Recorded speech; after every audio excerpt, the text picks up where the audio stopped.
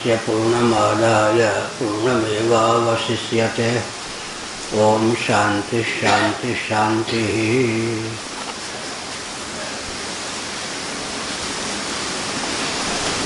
नारायणाखिल गुरो भगवन् नमस्ते। नारायणाखिल गुरो भगवन् नमस्ते। नारायणाखिल गुरो भगवन् नमस्ते। हर हर महादेव।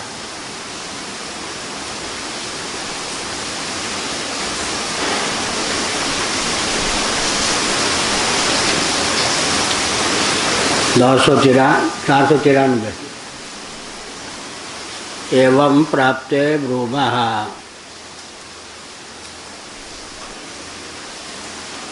सत्यपि प्रतिवेदान्तं सिज्यमानेषु आकाशादिषु क्रमादिद्वारेण द्वारके विगाने न षष्ठरि किंचित् विगानमस्ति। न षष्ठरि किंचित् विगानमस्ति। बहुत महत्वपूर्ण पंक्ति है भाष्यकार भगवान की। माना कि वेदांतों में अर्थात उपनिषदों में आकाशादि की संरचना को लेकर सृष्टि परक श्रुतियों में विगान है, एक रूपता नहीं है, विभिन्नता है।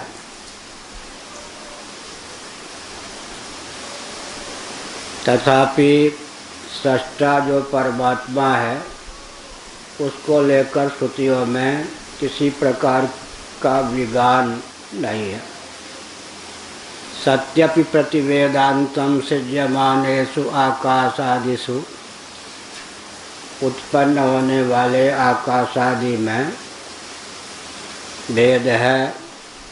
क्रमादि द्वार के विगाने, कहीं क्रम में विगान है।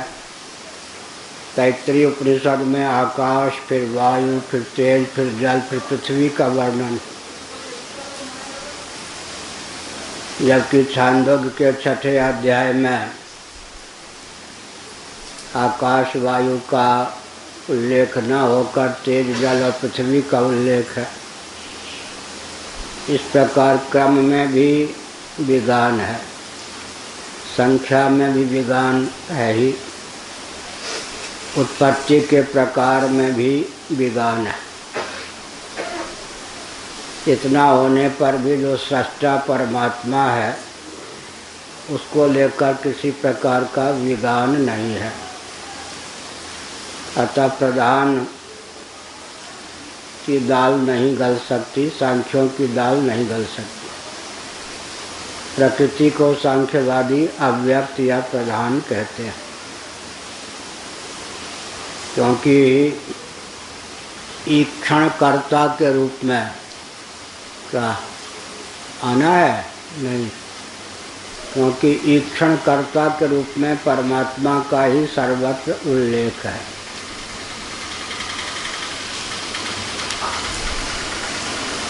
साथ ही साथ तस्माद् वा एतस्माद् आत्मना आकाश संभूतः,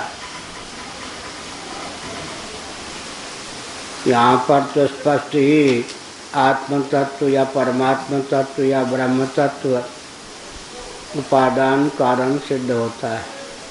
तदैक्षत शोकामयत सईक्षण चक्रे आदि स्थलों में वह निमित्त कारण संकल्प कर्ता सिद्ध होता है।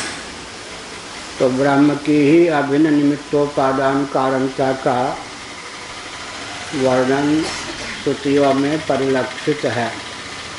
इसको लेकर किसी प्रकार का विगान उपनिषदों में नहीं। कुतः, भला कैसे? यथा व्यपदिष्टोक्तयः यथा भूतो हि एकस्मिन्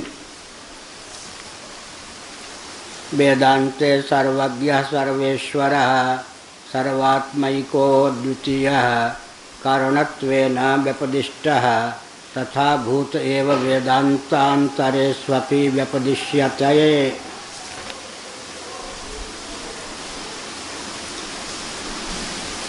किसी एक उपनिषद में जैसे परमात्मा को सर्वज्ञ, सर्वेश्वर, सर्वात्मा, अद्वितीय कारण रूप से स्थापित किया गया है, या परमात्मा कारण रूप से उपदिष्ट हुआ है, वैसे ही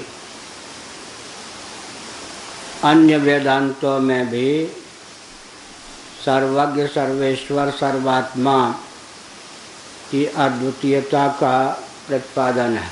यहाँ सर्वज्ञ है, सर्वेश्वर है, इससे निमित्त कारणता झलकती है, लेकिन सर्वात्मा है और अद्वितीय है, जो भाष्यकार ने दो शब्दों का प्रयोग किया, इससे परमात्मा की उपादान कारणता सिद्ध होती है। तो वेदांतों में अभिन्न निमित्तोपादान कारण के रूप में परमात्मा का उल्लेख किया गया है। तद यथा, अब उदाहरण के रूप में सत्यम ज्ञानम अनंतम ब्रह्म इति तैत्रीय उपनिषद या स्वरूप लक्षण परमात्मा का है, जिसका वर्णन किया गया। सत्यम ब्रह्म, ज्ञानम ब्रह्म, अनंतम ब्रह्म। व्यावर्त्य के भेद से सत्यम ज्ञानम कहा गया, लेकिन अपने आप में सत्यम ब्रह्म यह लक्षण भी पूर्ण है, ज्ञानम ब्रह्म यह लक्षण भी पूर्ण है। अन्यत्राया आनंदम ब्रह्म, आनंदो ब्रह्म, अन्यत्राया सच्चिदानंद मात्रम। यहाँ पर दो शब्द विधिमुख से हैं, सत्यम और ज्ञानम। ब्रह्म से पहले सत्यम ब्रह्म में सत्य शब्द विधिमुख से है, ज्ञानम ब्रह्म में ज्ञान शब्द विधिमुख से है, अनंतम ब्रह्म में अनंत शब्द निषेध मुख से है। तो दो प्रकार से शब्दों की प्रवृत्ति होती है, विधिमुख से, निषेध मुख से। नेति नेति अशब्दम आदि जो शब्द हैं निषेध मुख से प्रयुक्त हैं, और जितने महावाक्य हैं सब विधिमुख से प्रयुक्त हैं। तत्त्वमसि, अहम ब्रह्मास्मि, प्रज्ञानम ब्रह्म, अयम आत्मा ब्रह्म, ये चार वेद से संबद्ध चार उपनिषदों के एक एक वाक्य हैं, सब विधिमुख से हैं। विधि परक जो वचन है, निषेध गर्भित विधि के द्वारा उनका अर्थ लगाया जाता है। अशब्दम आदि, नेति नेति आदि जो निषेध परक वचन हैं, वो विधि गर्भित निषेध मुख से अपना अर्थ बताते हैं। इस प्रकार दोनों विधा से ब्रह्म तत्व का विज्ञान होता है। अत्र व्यावर्त्य भेद का अर्थ हुआ, जगत अनित्य है, परिवर्तनशील है, असत्य है या असत है, अतः उससे विलक्षण सिद्ध करने के लिए सत्यम पद का प्रयोग किया गया। जगत अचित है, उससे विलक्षण सिद्ध करने के लिए ज्ञानम पद का प्रयोग किया गया। और अंतयुक्त है, कार्य जो भी होता है वो अंतयुक्त होता है, परिच्छिन्न होता है, उसका व्यावर्तन करने के लिए अनंत शब्द का प्रयोग किया गया। लेकिन अवकाश प्रदात्राकाशम, अवकाश को प्रदान करने वाला आकाश होता है, या जैसे लक्षण है, केवल व्यावर्तक मानेंगे तो बौद्ध मत की प्राप्ति होगी। अघट कहने पर घटातिरिक्त का निषेध तो हो जाएगा, घट की सिद्धि नहीं होगी। इसीलिए ये लक्षण भी हैं, केवल व्यावर्तन के लिए ही सत्यम ज्ञानम आदि पदों का प्रयोग नहीं हुआ।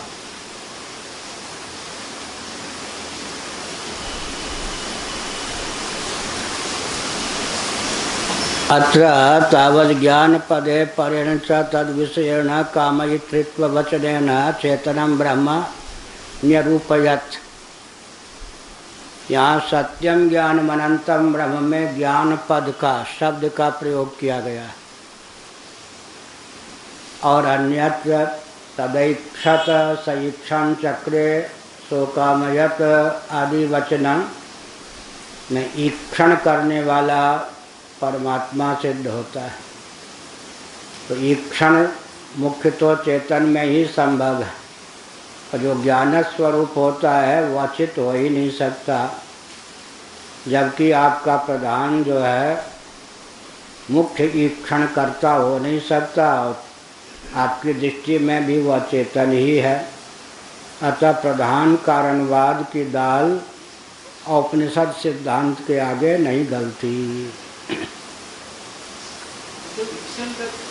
हाँ भी कोई क्रिया में लगे या क्या ईक्षण जो क्रिया है, ईक्षण माने संकल्प, वो भी इच्छा होगी या कोई क्रिया है? जानाति इच्छति करोति यह क्रम है।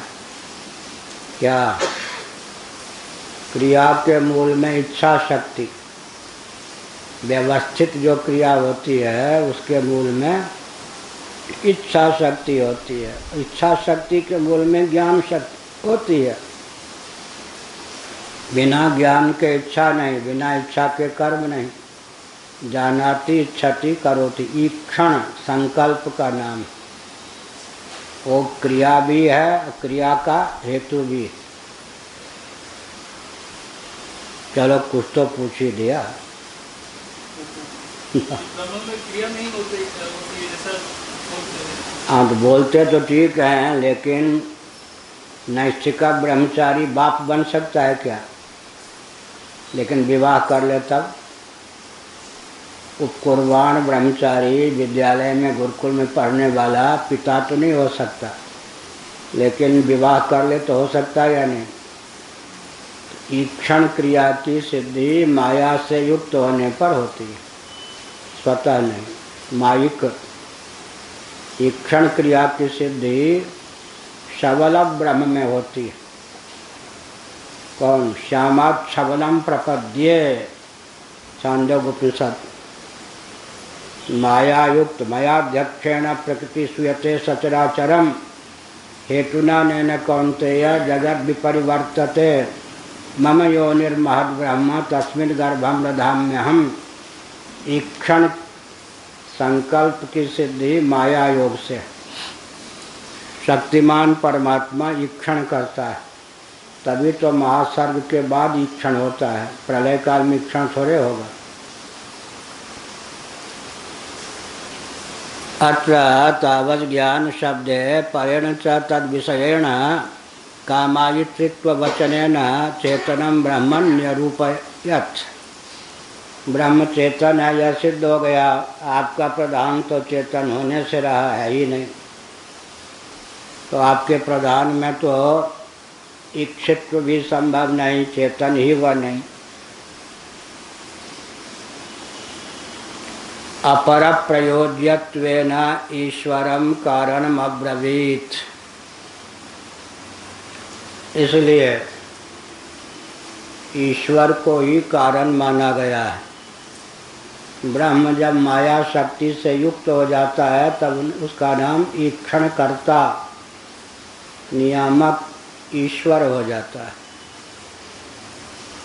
वो दूसरों का नियमन करने में समर्थ होता है और दूसरों की उत्पत्ति बिना ईक्षण के संभव नहीं है। ईक्षण चेतन के द्वारा ही संभव है। तद विषयेणैव परेण आत्मशब्देन शरीरादिकोश परंपरया चांतर अनुप्रवेशेन सर्वेषाम् अंतः प्रत्यगात्मानं निरधारयत्। अनेन जीवेन आत्मनानुप्रविश्य नाम रूपे व्याकरवाणी। ये सब श्रुतियाँ परमात्मा ने ईक्षण किया, उसके बाद पृथक पृथक तेज जल पृथ्वी या आकाश वायु तेज जल पृथ्वी की उत्पत्ति हुई, लेकिन वे सब आपस में मिले नहीं, संघ नहीं बना। बिहार में संघ क्यों नहीं बनता? इसीलिए अब वो तीनों फूट के समान खड़े हो गए। कौन? तेज जल पृथ्वी, या 5 ले लें तो आकाश वायु तेज जल पृथ्वी।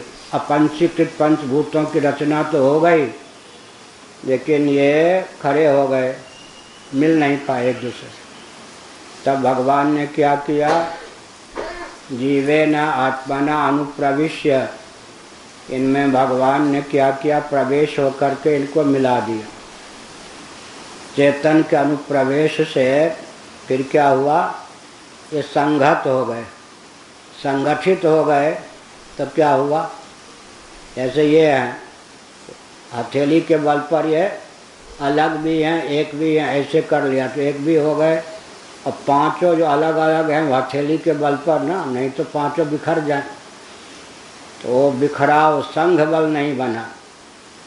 ऐसे विराट की रचना होने पर भी उठा नहीं, तो भगवान ने क्या किया? प्रवेश किया। प्रवेश किया तब फिर पंचीकृत पंचभूतों की रचना हुई, त्रिविकृत 3 भूत बन गए, तब जाके सृष्टि की संरचना हुई। इस प्रकार से भगवान अनुग्रह पूर्वक क्या करते हैं? अनुप्रवेश के द्वारा असंभव पदार्थों को संभव कर देते। तो गुरुओं का काम है ये, बिखरे हुए सदस्यों को क्या करें? मिला दें। नहीं तो कोई मिलना नहीं चाहता, मिलेगा नहीं तो संघ बल बनेगा नहीं। मैं ही पर्याप्त, मैं ही पर्याप्त। धर्म संघ क्यों टूटा? हर व्यक्ति सोचने लगा मैं ही पर्याप्त। तो बिहार में संगठन क्यों नहीं? पंजाब में जो 2-4 व्यक्ति सोचते मैं ही अकेले पर्याप्त हूँ। मिलते नहीं हृदय से, हृदय से नहीं मिलते तो संघ बनेगा ही नहीं। यही कहा, तद विषयेण एव परेण आत्मशब्देन शरीरादि कोश परम परया चांकर अनुप्रवेशेन। नीचे से ऊपर लेंगे तो अन्नमय कोश, प्राणमय कोश, मनोमय कोश, विज्ञानमय कोश, आनंदमय कोश, ये 5 कोश। 3 प्रकार की शक्ति जीव को प्राप्त है, ज्ञान शक्ति, इच्छा शक्ति, क्रिया शक्ति। विज्ञानमय कोश को लेकर जानाति, मनोमय कोश को लेकर इच्छति, और प्राणमय कोश को लेकर करोति। यह तीनों प्रकार की शक्ति हमको आपको सुलभ है। परमात्मा का अंश सरीखा जीव है, तो भगवान ने जीव को भी तीनों शक्तियों से संपन्न किया है। जानाति, इच्छति, करोति। विज्ञानमय कोश, मनोमय कोश, प्राणमय कोश। फलात्मक सबका पर्यवसान, कर्म का पर्यवसान किसमें होगा? फल में। फलात्मक कोश कौन है? आनंदमय कोश। कर्म की सिद्धि के लिए कितने कोश हैं? 3। विज्ञानमय कोश, मनोमय कोश, प्राणमय कोश। अभिव्यंजक संस्थान कौन है? स्थूल शरीर। इसके बिना तो प्राण की अभिव्यक्ति नहीं होगी, मन की अभिव्यक्ति नहीं होगी, बुद्धि की अभिव्यक्ति नहीं होगी।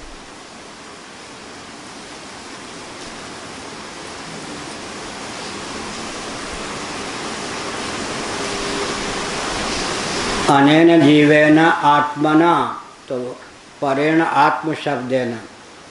श्रुति अपनी ओर से लगानी पड़ेगी। शंकराचार्य ने शब्द का कर्षण कर लिया। ज़्यादा तेज है भाई, शरीर छुई मुई है, गर्मी भी लग जाए, सर्दी भी लग जाए क्षण में। हाँ, अब ठीक। अनेन जीवेन आत्मनानुप्रविश्य, अनुप्रवेश शरीरादि कोश परंपरया चांतर अनुप्रवेशेन, प्रवेशनेन। अनुप्रवेश भगवान का हो गया। इधर उधर कहाँ हुआ? उधर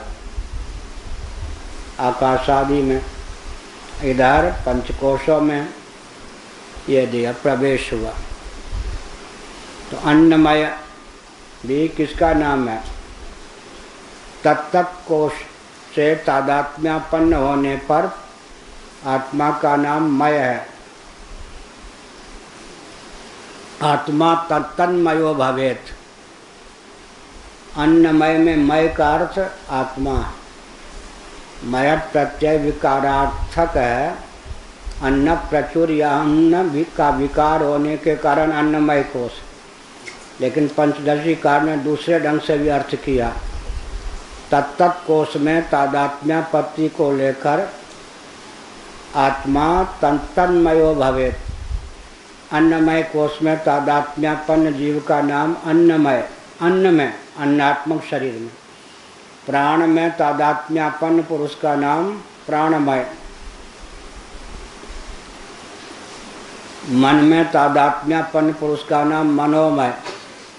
बुद्धि में तादात्म्यापन्न पुरुष का नाम विज्ञानमय। अब यहाँ अंतःकरण के तो 4 भेद हैं, मन बुद्धि चित्त अहंकार, लेकिन 2 का ही नाम लिया गया, मन और बुद्धि का। मन के योग से, मनोयोग से नाम हो गया मनोमय। बुद्धि के योग से, तो कोश की विवक्षा से अंतःकरण के 2 ही भेद होते, कौन? मन और बुद्धि। मय्येव मन आधत्स्व मयि बुद्धिम निवेशय, गीता। मय्येव मन आधत्स्व मयि बुद्धिम निवेशय। और सांख्यों के अंतःकरण के 3 भेद हो जाते हैं। ऊपर से लेंगे तो महत्त्व, उसको हम बुद्धि कहेंगे, अहम तत्व कह देंगे। महत्त्व, अहम तत्व, मन। चित्त का उल्लेख उनके यहाँ नहीं होता। चित्त का उपयोग बहुत है। योग का नाम क्या है? चित्तवृत्ति का निरोध, लेकिन चित्त को पृथक से तत्व नहीं माना। उनके यहाँ अंतःकरण के 3 ही विभाग होते हैं, मन बुद्धि और अहंकार।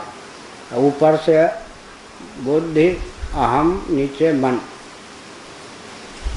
बुद्धि और अहम प्रकृति विकृति कोटि के पदार्थ हैं उनके यहाँ समष्टि में। मन विकृति कोटि का पदार्थ, यह हुआ। और जब एकोनविंशत मुखा कहेंगे तब अंतःकरण के 4 भेद हो जाएंगे। और भगवान ने 2 भेद करके 1 भेद कर दिया। अथ चित्तम समाधातुम न शक्नोसि मयि स्थिरम। पहले क्या कहा? मय्येव मन आधत्स्व मयि बुद्धिम निवेशय। मन बुद्धि के लिए एक ही शब्द का प्रयोग कर दिया। अथ चित्तम समाधातुम न शक्नोसि मयि स्थिरम अभ्यास योगेन ततो मामिच्छाप्तुम धनंजय। चित्त कहकर दोनों में का अंतर्भाव चित्त में कर दिया, बोलने की शैली है। शरीरादि कोश परंपरया चांतर अनुप्रवेशेन प्रवेशनेन सर्वेषाम् अन्तः प्रत्यगात्मानं निर्धारयत्। प्रत्यगात्मा सबसे प्रत्यक। अन्नमय में मय, प्राणमय में मय। विचित्र बात है। अन्न प्राण नहीं, प्राण अन्न नहीं, प्राण मन नहीं, मन प्राण नहीं, मन बुद्धि नहीं, बुद्धि मन नहीं, लेकिन मय सबके साथ जुड़ा है। अन्नमय में भी मन, प्राणमय में भी मन, मनोमय में भी मन, विज्ञानमय में भी मन। वामदेव जी महाराज हमारी चुटकी लेते थे, दिमाग ही खराब हो जाएगा सामान्य व्यक्ति का जिस ढंग से आप बोलते हो। क्या कोष पर आ गए, इस पे आ गए, उस पे आ गए। अब एक व्यक्ति अगर सबको पकड़ना चाहेगा तो बेहोश हो जाएगा। पकड़ पाना बड़ा कठिन। यह हुआ। तो शंकराचार्य ने तो लिया है ना, तद विषयेणैव परेण आत्मशब्देन अनेन जीवेन आत्मना अनुप्रविश्य नाम रूपे व्याकरण, वहाँ से ले लिया। बाकी सारे कोष को ला के रख दिया एक ही वाक्य में। तो व्याख्या तो तब होगी ना, केवल हिंदी में एक वाक्य में अर्थ कर देंगे, कुछ नहीं समझ में आएगा। तत्तद् विषयेनैव परेण आत्मशब्देन शरीरादिकोश परम्परया चान्तर प्रवेशनेन अन्नमय की अपेक्षा प्रत्यक माने अंतरंग, पराक माने बाह्य, प्रत्यक माने अभ्यंतर, अंदर। कैसा? अन्नमय की अपेक्षा प्राणमय सूक्ष्म है। अन्नमय स्थूल शरीर है, प्राणमय सूक्ष्म शरीर का प्रभेद है। उसकी अपेक्षा मन सूक्ष्म, उसकी अपेक्षा बुद्धि सूक्ष्म। नींद टूटती है तो पहले मन जगता है या बुद्धि जगती है? कहो निकेश जी, आपके जीवन में क्या होता है? पहले मन जगता है या बुद्धि जगती है? कौन, किनका मन जगा? कौन कौन बोल रहे हैं? आप? आपके जीवन में ऐसे ही होता होगा। नींद टूटने पर, हाँ, नींद टूटने पर पहले क्या होता है? प्यास लगती है पहले। गैस यहाँ इतना भरे कि पानी एक घूंट पियो, नहीं तो बेहोश हो जाए। नींद टूटती है। ज़्यादातर यह लक्षण गोरख धंधे से मुक्त जो बच्चे हैं उनमें दिखाए। या हमारे यहाँ वो आदित्य, हाँ, आदित्य में आज यहाँ लेट गया था जब हम प्रवचन करने जा रहे थे, और ब्रह्मा जी ने जगाया, एकदम फिर वो नाग बन गया। तो बच्चों में अंगड़ाई लेने वाले जो बच्चे हैं जगावे हैं तो क्या होता है? गुमसुम पहले बैठे रहते हैं, नहीं, एक सेकंड सही हम लोग। उसके बाद अहम का उदय होता है, फिर इदम, मन करण कोटि का पदार्थ है, इदम कोटि। पहले अहम कोटि का पदार्थ जगता है, उससे पहले महत्तत्व। नींद टूट गई तो अव्यक्त भावापत्ति समाप्त हो गई। अहम जगा नहीं या नींद टूट गई, इस बीच में कौन है? महत, बुद्धि। फिर अहम जग गया। और दो ही विभाग करेंगे तो महत्तत्व को बुद्धि में डाल दीजिए, नहीं तो पहले यही होता है। तो पहले महत्तत्व या बुद्धि जग गई, उसके बाद अहम जगता है, फिर मन जगता है। मन इदम कोटि का पदार्थ क्यों है? क्योंकि कारण है। बुद्धि क्या है? औरों के लिए आत्मा बन के ही बुद्धि काम करती है। जैसे कोई सचिव हो प्रधानमंत्री आदि के, औरों के लिए वो प्रधानमंत्री ही है। प्रधानमंत्री के लिए वो क्या है? सेक्रेटरी या सचिव। क्या? औरों के लिए तो प्रधानमंत्री ही है। ऐसे ही कहाँ लिखा है? कर्तृधिकरणम, तक्षाधिकरणम में भगवान शंकराचार्य ने भाष्य में लिखा। तो पहले बुद्धि जगती है, फिर मन जगता है। बुद्धि जगने का कोई हेतु है या स्वयं जग जाती है? बुद्धि जग जाती है। ब्रह्मा जी का क्या नाम है? स्वयंभू। परमात्मा का नाम है स्वयं, नारायण स्वयं है, और ब्रह्मा जी स्वयंभू। ब्रह्मा जी किसके देवता हैं? बुद्धि के। स्वयंभू है। जग जाती है बुद्धि, उसके बाद मन जगता है। मन करण कोटि का पदार्थ, इसलिए बौद्ध लोग मन को आत्मा न मान करके विज्ञानमय को आत्मा मानते। इदम प्रधान है ना, मन। अहम प्रधान कौन है? बुद्धि में अहम का अंतर्भाव हो जाता है, मन में चित्त का, तब जाकर अंतःकरण के दो विभाग होते हैं। यह हुआ अंतर अनुप्रवेश। तैत्रीय उपनिषद के आधार पर बोल रहे, वो छांदोग्य के आधार पर बोले। एक ही वाक्य में दो उपनिषदों को लाकर शंकराचार्य ने रख दिया। सब जगह पुराने आचार्य उदाहरण नहीं देते थे, उन स्थानों का शब्द ले लेते थे, तो जो विद्वान होते थे समझ जाते थे कहाँ से बोल रहे हैं।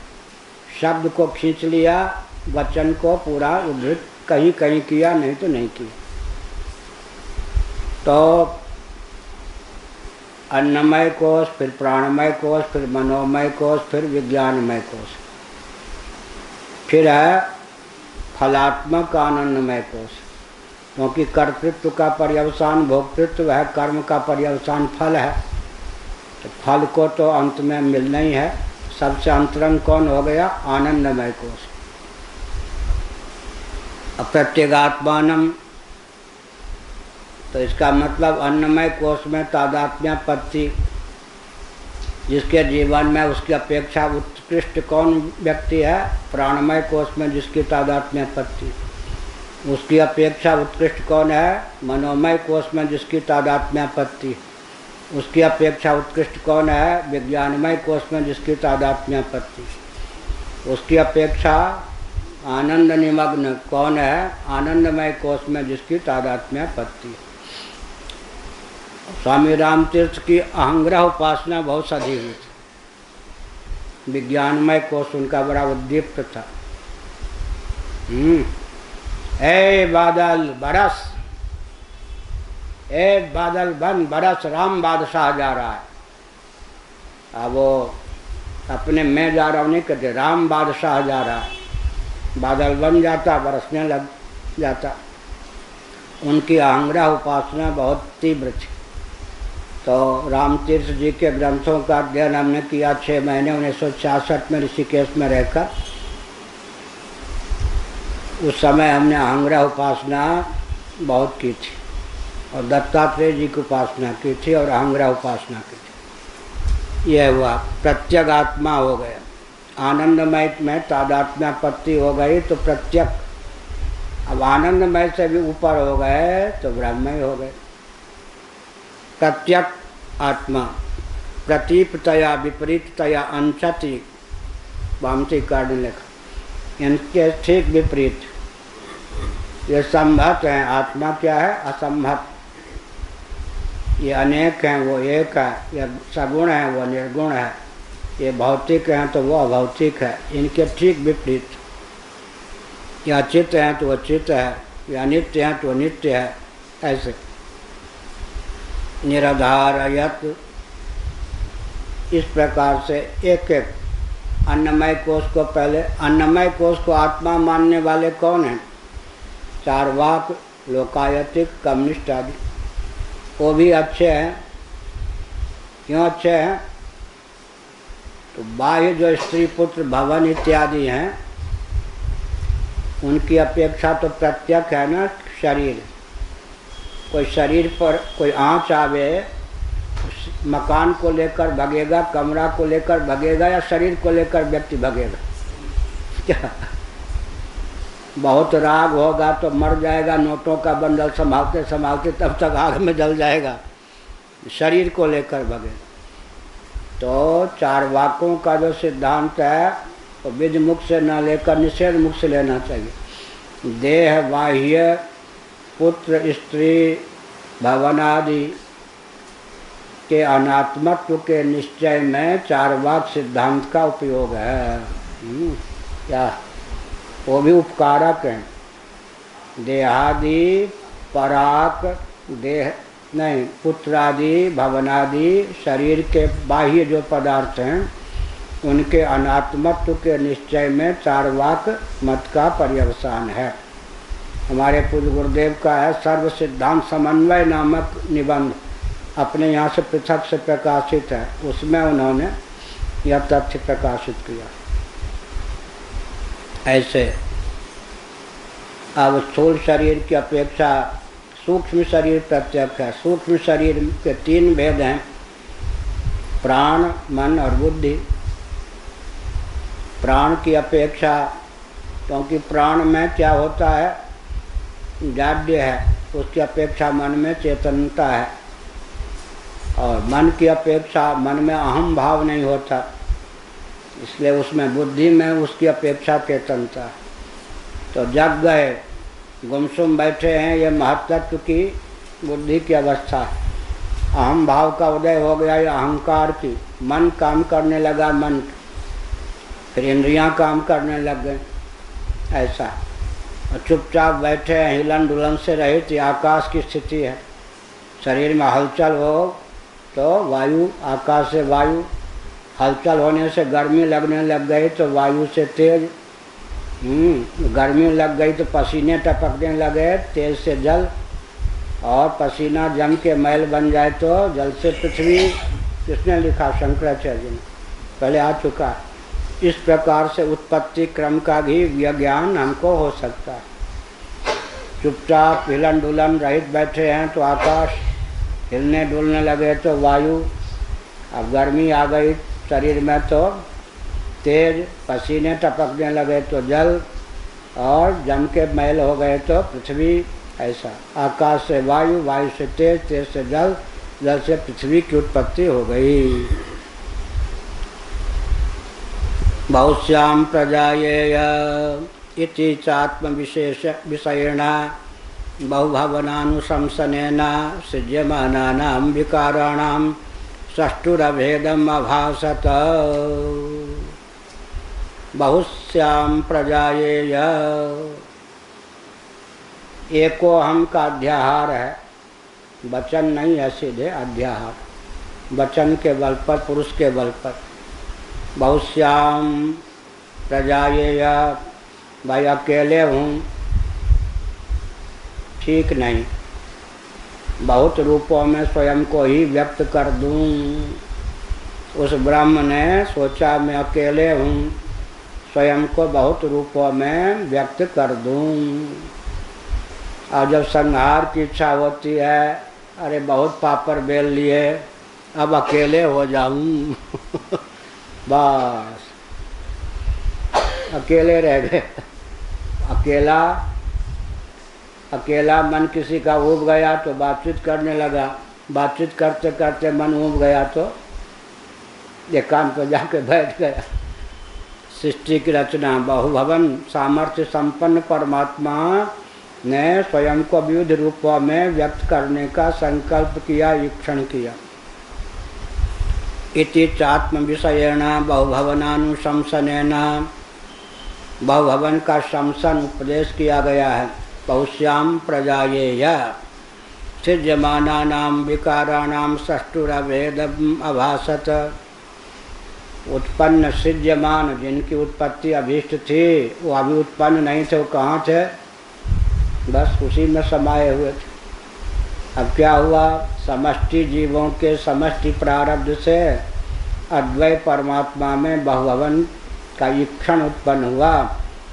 अकेले ही उन्होंने स्वयं को विविध रूपों में व्यक्त कर दिया। ऐसा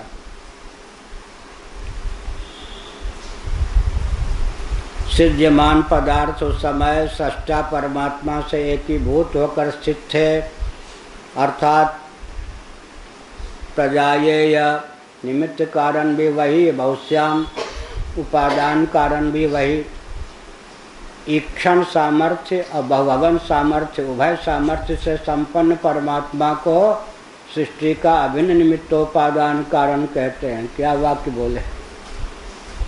ईक्षण सामर्थ्य, बहुभवन सामर्थ्य से संपन्न परमात्मा को जगत का अभिन्न निमित्तोपादान कारण कहते हैं। तथा इदम सर्वम असृजत, असृजत यदिदम किंच, जो कुछ है सबको उसने रच दिया। भामतीकार ने देखा, निहारा तो जगत बन गया, आँख में चली तो बंटाधार हो गया। मुंडव नयन कतव कछ नहीं, मुस्कुरा दिया तो सृष्टि बन गई। ऐसा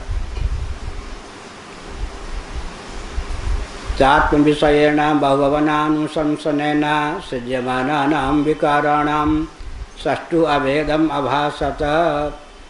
तथा इदं सर्वम् असृजत यदिदं किंच, जो कुछ यह है सबकी संरचना सजाति विजाति स्वगत भेद शून्य देशकृत कालकृत वस्तुकृत परिच्छेद विनिर्मुक्त सदघन चिदघन आनंद घन परमात्मा ने की। क्या वाक्य बोल दिया?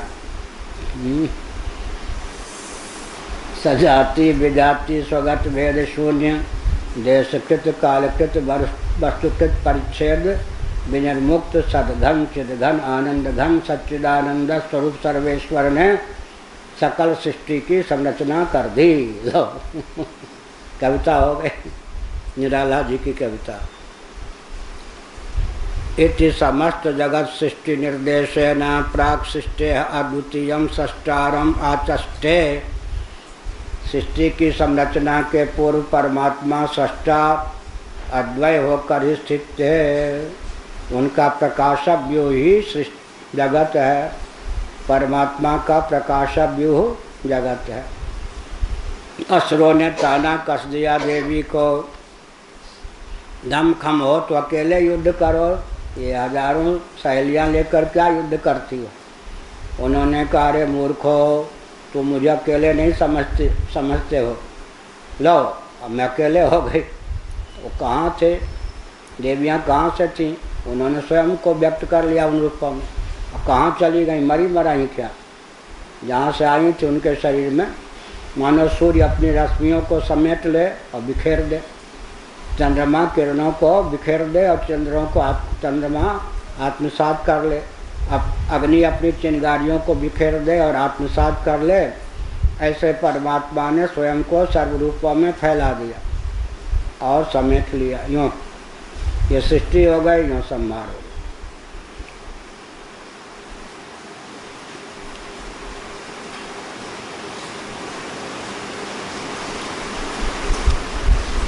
तदत्र यल्लक्षणं ब्रह्म कारणत्वेन विज्ञातम तल्लक्षणमेवान्यत्रापि विज्ञायते। इस प्रकार तैत्रीय श्रुति में जो लक्षण ब्रह्म का दिया गया है, तैत्रीय उपनिषद के अनुशीलन से ब्रह्म का जो लक्षण समझ में आता है, जान पड़ता है,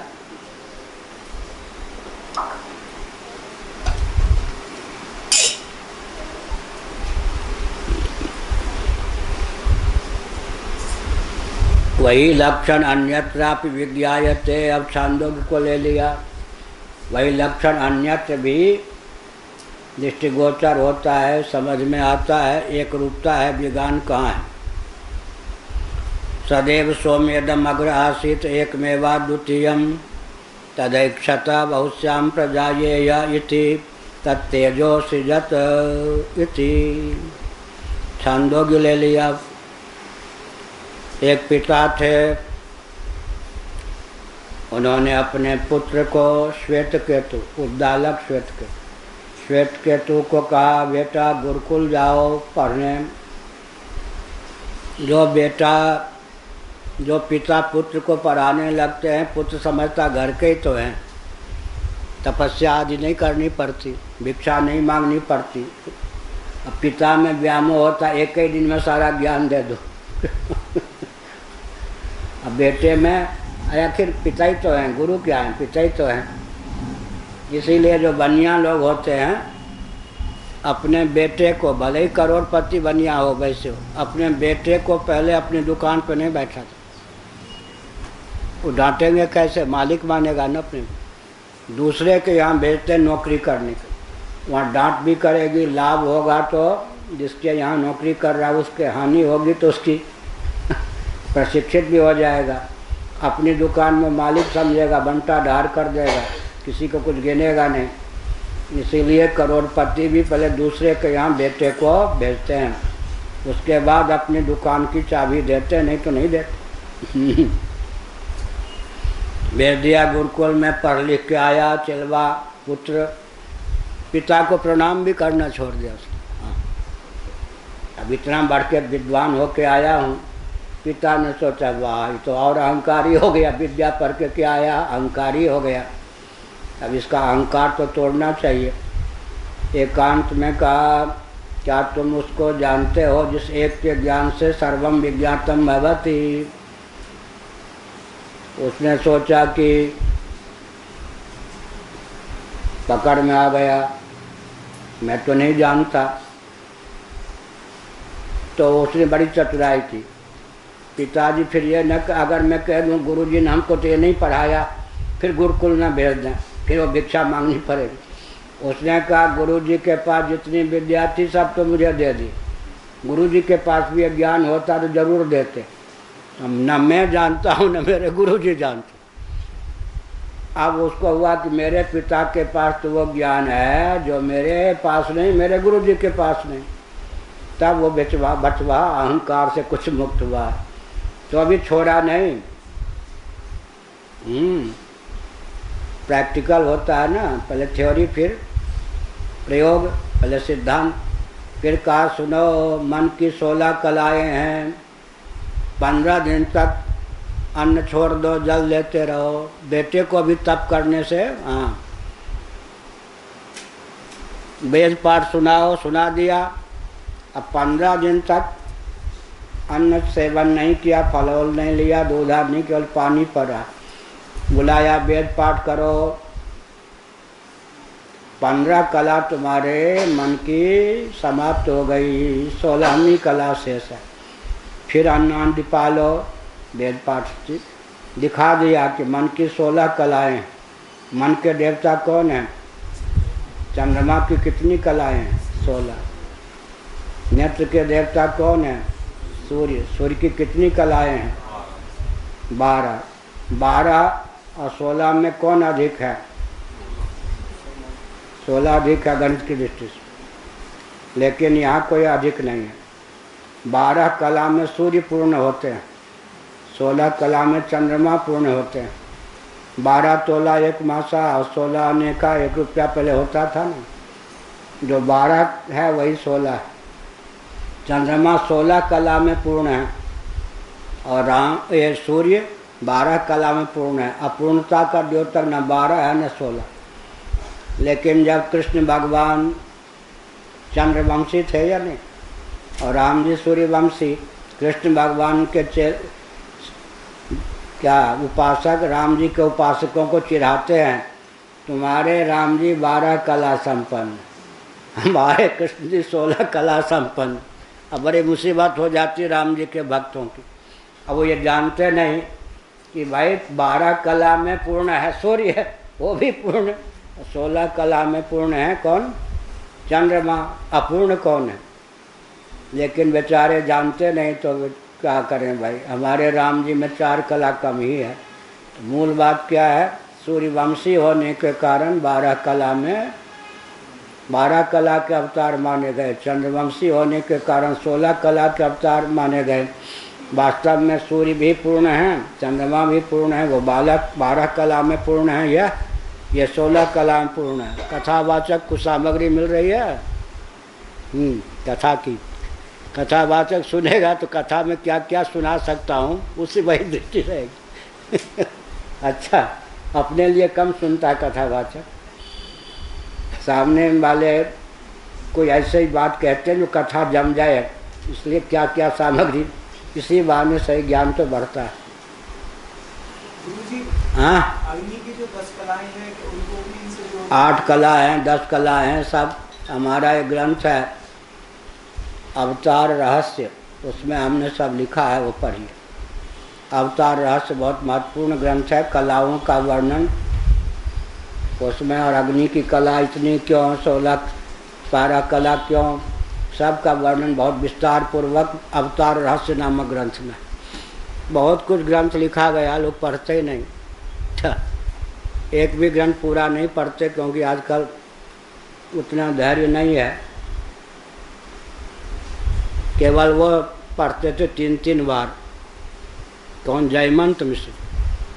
वो ग्रंथ मिलता हमारा 3 बार पढ़ते थे, 2 बार 3 बार।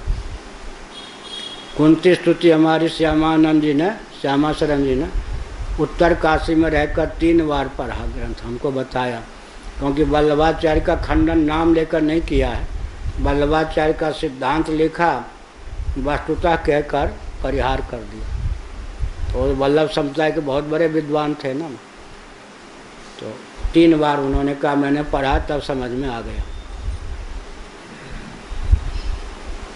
हो गया सदैव सौम्य दमग्र आसित।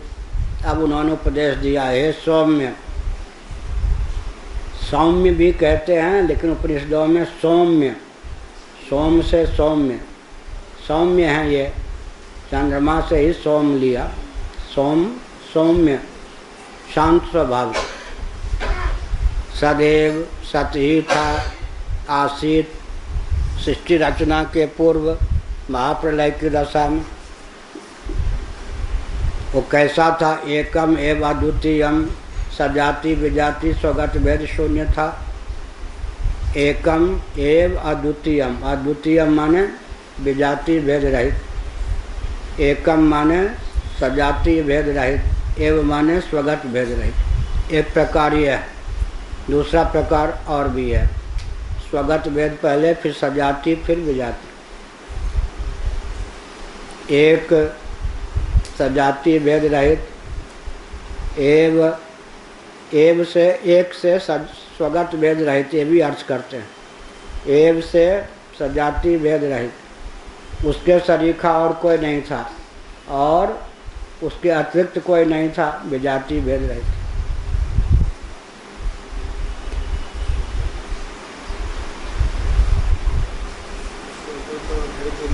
हाँ,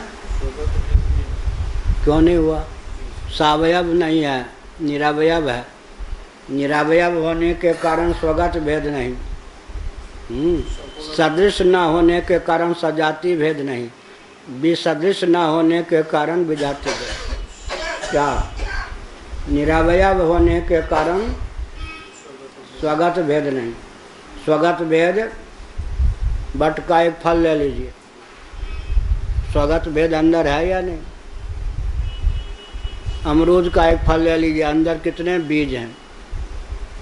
सजाती है, एक बरगद का पेड़ दूसरे बरगद पेड़ से सजाती, एक बटका, एक कदली का दूसरे कदली से केला का सजाती भेद। अच्छा, अब गोंद लग जाए तब एक वृक्ष में वो विजाती हो गए। सजाती से विजाती हो जाते, स्वगत से सजाती, सजाती से विजाती, स्वगत भेद। एक बट के फल में जितने दाने, वो स्वगत भेद। अब वो सब वृक्ष के रूप में परिणत हो गए तो अब आपस में सजाती भेद हो गया। उनमें एक गोंद लग गया तो विजाती हो गया, गोंद तो जड़ है। इस प्रकार से स्वगत भेद के गर्भ से सजाती भेद, सजाती भेद के गर्भ से विजाति भेद की उत्पत्ति हो जाती।